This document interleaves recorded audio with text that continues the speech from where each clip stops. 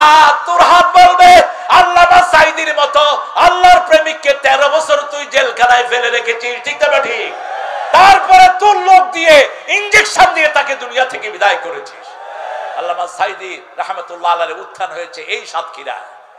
এই সাতক্ষীরার বহু হাতে ঘাটে তিনি সাইকেল চালিয়ে ওয়াজ করেছেন। তিনি নিজে আমাকে বলেছেন সাতক্ষীরাকে হৃদয় দিয়ে ভালোবাসতেন। কি নাম? আল্লামা সাঈদী। আপনারা তাকে ভালোবাসেন তো?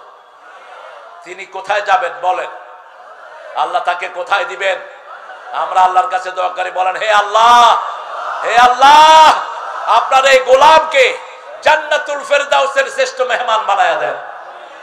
এত কষ্ট করেছেন 13 বছর। এই টেবিলের চেয়ে ছোট একটা জায়গা, এতটুকু একটা জায়গাতে তিনি শুইতেন, তিনি থাকতেন। 3টা কম্বল তার শোয়ার জিনিস ছিল, তাকে দেয়া হয়েছে 3টা কম্বল। একটু রাষ্ট্রীয় কোন অতিথির মর্যাদাও তাকে দেয়া হয় নাই। কয়েদিরা নিজের কম্বল তাকে দিয়ে 4-5টা কম্বল দিয়ে তাকে বালিশ বানিয়ে দিয়েছে আর নিচে দিয়েছে। এই 13 বছর এই ছোট্ট জায়গায় থাকলেন, ডায়াবেটিসের রোগী, প্রেসারের রোগী। কিন্তু যখন বের করে আনলেন, মুখে কি? মুখে কি?